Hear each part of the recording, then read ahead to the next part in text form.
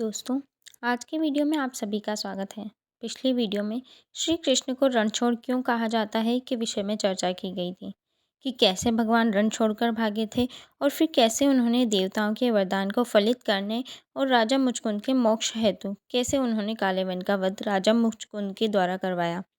आज की वीडियो में उन्हीं राजा मुचकुंद की कथा का वर्णन किया गया है कि आखिर वह इतने चिर निद्रा में क्यों लीन थे, क्या था इसके पीछे का रहस्य। तो आइए शुरू करते हैं आज की कथा। महाराज मुचकुंद की मार्मिक कथा। सूर्यवंश में इक्ष्वाकु कुल बड़ा ही प्रसिद्ध है, जिसमें साक्षात पर ब्रह्म परमात्मा श्री राम रूप में अवतरित हुए। इसी वंश में महाराज मांधाता जैसे महान प्रतापशाली राजा हुए। महाराज मुचकुंद उन्हीं मांधाता के पुत्र थे। ये संपूर्ण पृथ्वी के एक छत्र सम्राट थे।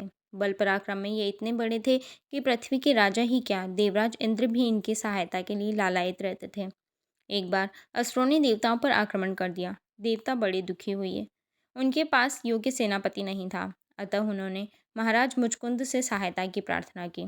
महाराज ने देवराज की प्रार्थना स्वीकार की और वे बहुत समय तक देवताओं की रक्षा के लिए असुरों से लड़ते रहे। बहुत समय के पश्चात देवताओं को शिवजी के पुत्र स्वामी कार्तिकेय जी योग्य सेनापति के रूप में मिल गए। तब देवराज इंद्र ने महाराज मुचकुंद से कहा, राजन, आपने हमारी बड़ी सेवा की है। अपने स्त्री पुत्रों को छोड़कर हमारी रक्षा के लिए स्वर्ग लोक आए। यहाँ स्वर्ग में जिसे 1 वर्ष कहते हैं, पृथ्वी में उतने ही समय को 360 वर्ष कहते हैं। आप हमारे हजारों वर्षों से यहाँ हैं, अतः अब आपकी राजधानी का भी पता नहीं है।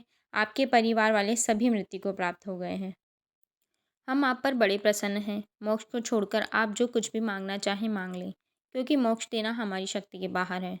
सभी की मृत्यु की बात सुनकर महाराज बहुत दुखी हुए। महाराज को मानवीय बुद्धि ने दबा लिया, क्योंकि वह लड़ते लड़ते बहुत थक चुके थे और परिवार की बात सुनकर दुखी भी हुए। तो उन्होंने कहा, देवराज, मैं यही वरदान मांगता हूँ कि मैं निर्विघ्न सो लूँ, कोई भी मेरी निद्रा में विघ्न न डाले। जो मेरी निद्रा भंग करे वह तुरंत ही भस्म हो जाए। देवराज ने कहा, ऐसा ही होगा। आप पृथ्वी पर जाकर शयन कीजिए, जो आपको जगाएगा वह तुरंत ही अग्नि में भस्म हो जाएगा।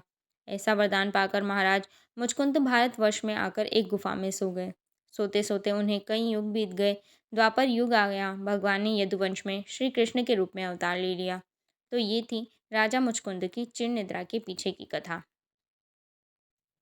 इसके बाद भगवान श्री कृष्ण ने चिर निद्रा में लीन महाराज मुचकुंद को मोक्ष प्रदान करने और काले वन के वध हेतु जो लीला रची, उसका वर्णन हमने पिछली कथा में किया है। अभी तक अगर आपने उस कथा को विजिट नहीं किया है तो तुरंत चैनल पर जाकर उसे विजिट करें। प्यारे दोस्तों, आपको हमारी आज की कहानी कैसी लगी हमें कमेंट्स के माध्यम से ज़रूर बताएं। वीडियो अच्छी लगी हो तो वीडियो को लाइक करें। साथ ही हमारी ग्रंथों व पुराणों से जुड़ी जानकारियों तथा रोचक तथ्यों को जानने के लिए आज ही चैनल को सब्सक्राइब करें। ज़्यादा से ज़्यादा लोगों तक इसे शेयर कर जानकारियों को आगे बढ़ाएं। धन्यवाद।